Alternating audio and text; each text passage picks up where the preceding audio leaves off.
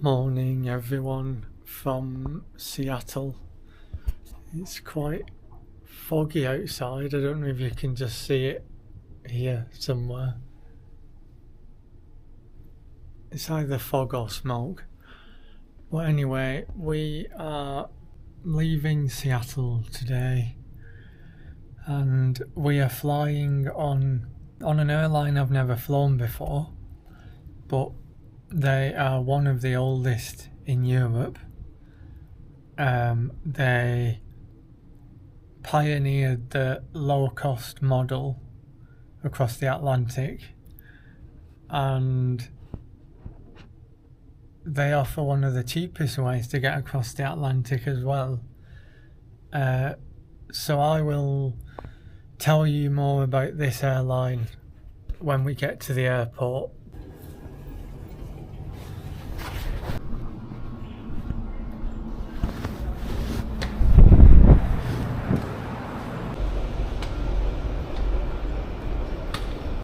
So the line to the airport is delayed by about 30 minutes.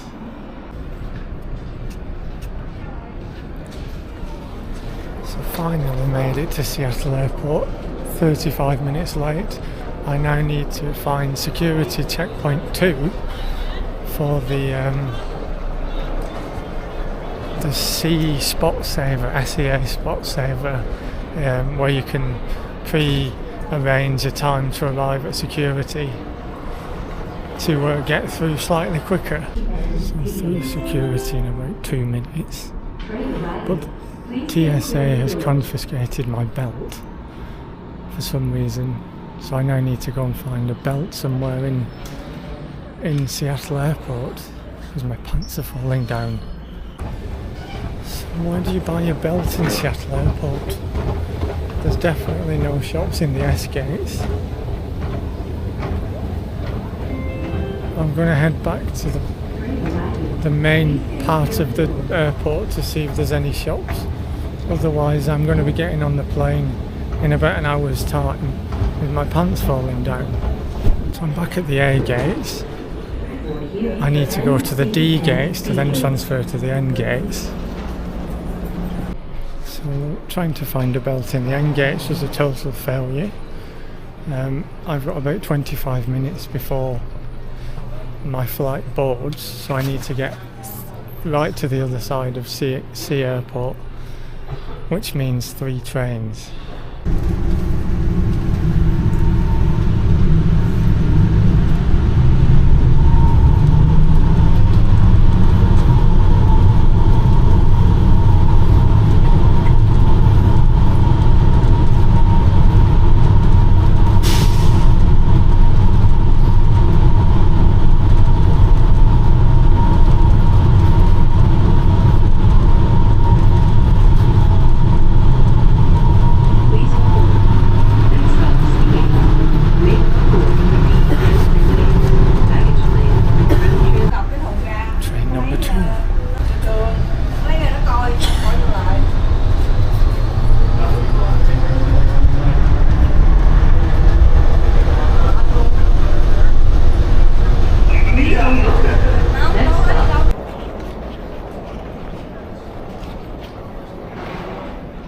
Train number 3 back to the S gates.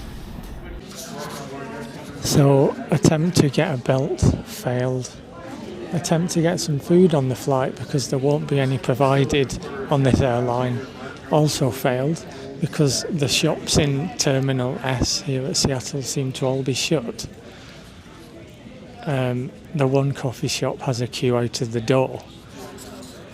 And I've got about 15 minutes before I board, so I won't be getting any food until probably I get back home in about 13-14 hours time. I don't even think you get a drink on board either. But let me tell you about this airline anyway, if you haven't worked out who it is. So before Southwest Airlines was established in 1971, this was the world's first low-cost airline. It was founded in 1937 as Flugverlag Akureyrar with a single Waco YKS-7 floatplane. It then became Iceland Airways in 1940.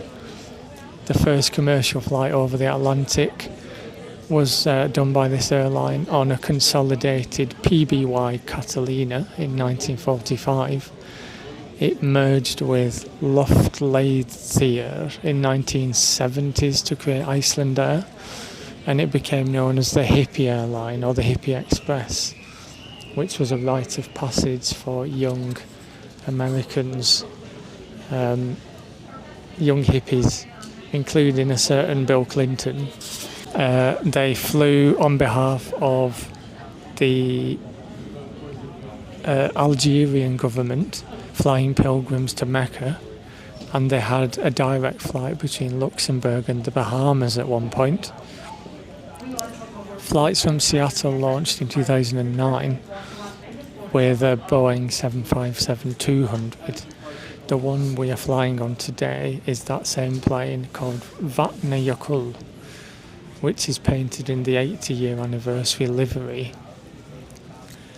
But why did I choose to fly Iceland Air instead of British Airways or American or Virgin Atlantic? Well, one, it's quite a unique way to get back to the UK via Reykjavik. I've got an hour stopover in Reykjavik, so that'll be fun. But the airline's gradually shifting to 737 MAX 8s to fly across the Atlantic. The days of the 757s are numbered, and I want to I don't think I've ever flown on a 757, so I want to experience it for myself. It's probably not going to be a comfortable flight. It's about 8 hours in economy class, but I have paid an extra £35, I think, to get an exit row seat, so at least I get some extra leg room. But there's no catering included, no drinks, one toilet apparently for the whole of the economy class, because it's a single aisle aircraft. So it's going to be an interesting way to get back to Europe. And we'll be flying over Greenland as well, so hopefully there'll be some northern lights out of the window. Not that I'll have a window because it's an exit seat, but I might be able to see them from other people's windows. But let's go on board soon and get on board this flight to Reykjavik. So it's just cost me $22 for some trail mix and a bottle of drink.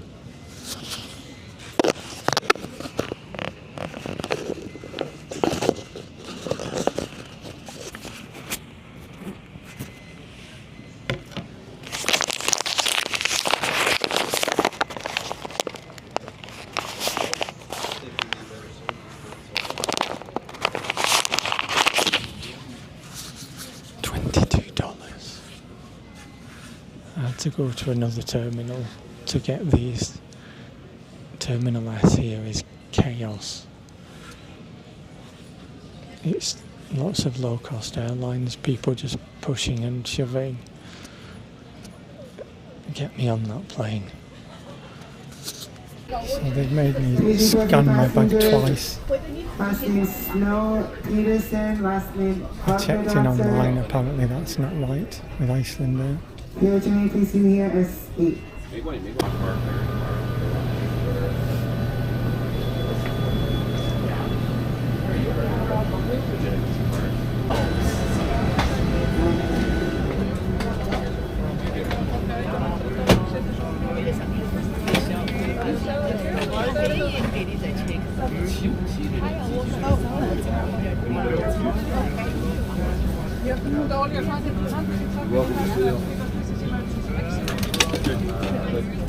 Oh, good. I'm going to rely on you because I've never been in Where are you from? Oh, Scotland. Okay. I really want you to go there too. Me too. Yeah. Okay, thank you. I know what it's like to do that, and I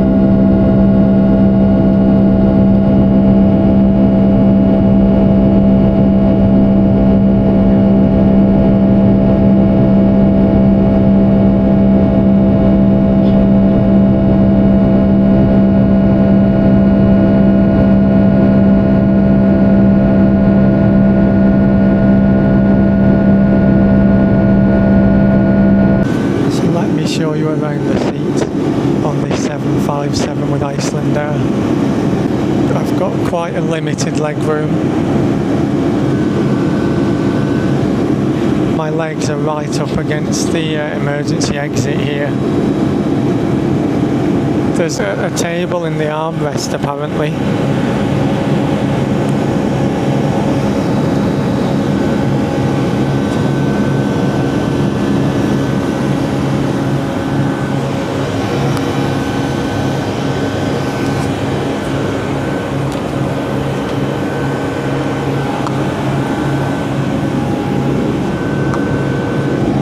Small screen.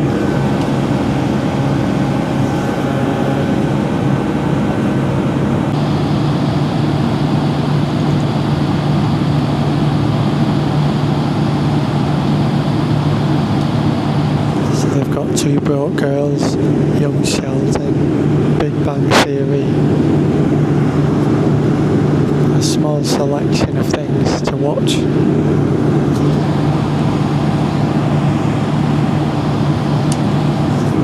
The issue is that you don't get any free headphones on this flight.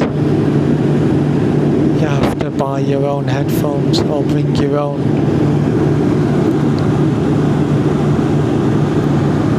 The issue is that my headphones are in the cabin, at the other side of the cabin, because there was no room to put my bag when I boarded.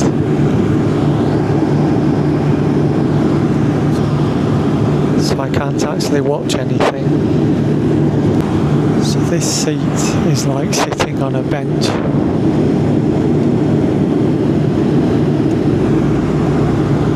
There's no padding at all.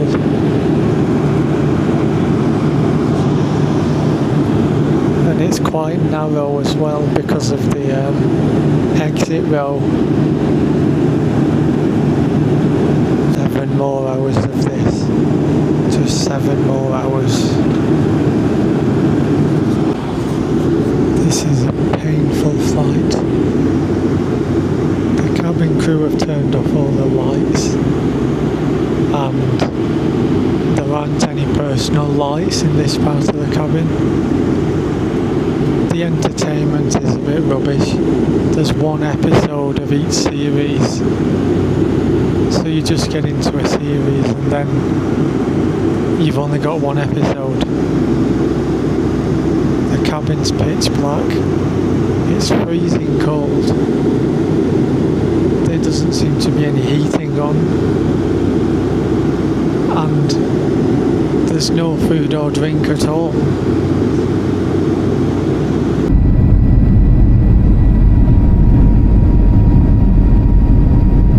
So welcome to Keflavik Airport. We've just arrived into the D gates area. What did I think of Icelander from the US? Well, it definitely is a low-cost airline. we got one round of coffee or water for free. All food was extortionately expensive. There was one bathroom for the whole plane for most of the flight because of issues with flushing, and yeah, the seat was like sitting on a park bench, which was not great. I've got about an hour connection here to get my flight to Manchester. There's no real clear signage on where to go. I won't be able to film on that flight because I'm on an aisle seat right in the middle of the aircraft on a 737 MAX 8. Yeah, a bit disappointed in Icelandair, but the flight did only cost £190 plus about £35 to choose a seat on that 7.5 hour flight from Seattle. So it depends what you think is good value. But yeah, let's go and have a walk around Keflavik Airport, this part of Keflavik Airport, and see what is here at 6 in the morning.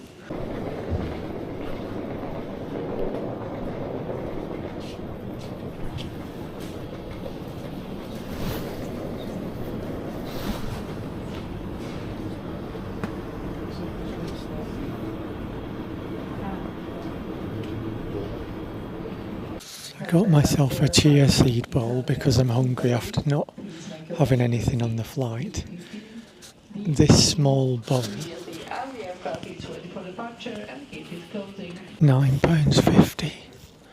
£9.50. It better taste nice.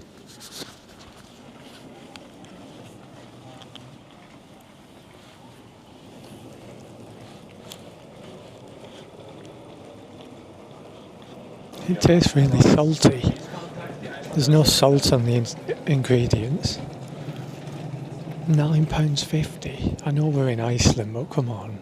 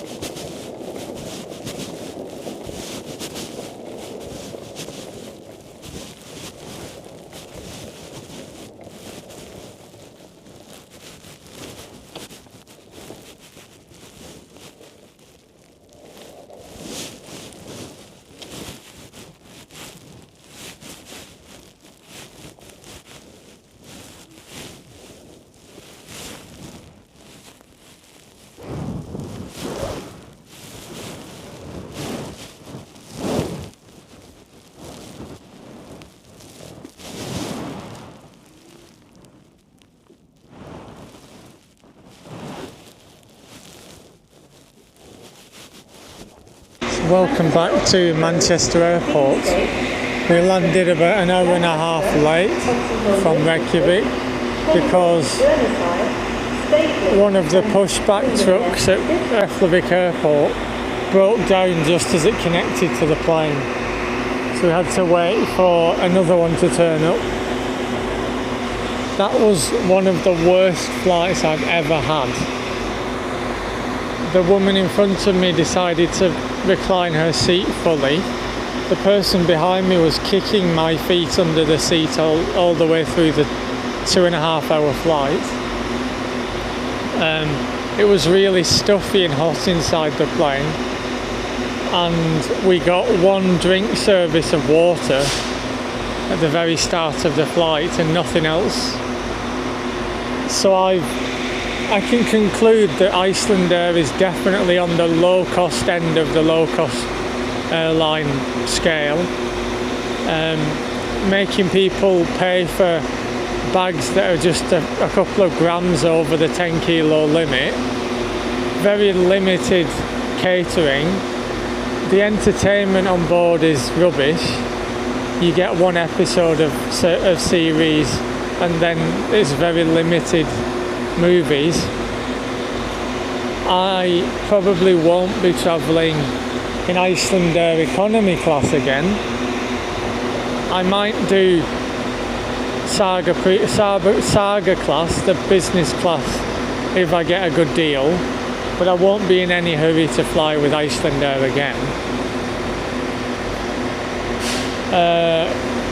But yeah, I hope you enjoyed watching me have a panic across Seattle Airport trying to find a belt, which by the way I still haven't done, so I'm having to walk holding my pants up so they don't fall down. I hope you've enjoyed the snippets of flying Icelandair and Keflavik Airport. Thanks for watching. We've got a lot more videos to come from some really interesting destinations, including going to, as I said in a previous video, another North American country for a week, and there's something really great coming there. So yeah, please subscribe, give this video a thumbs up, leave me a comment. Have I had a bad experience with Icelandair? Have you had a better experience? And more importantly, where should I have gone to buy a belt at Seattle Airport? But until the next video, thanks everyone, bye.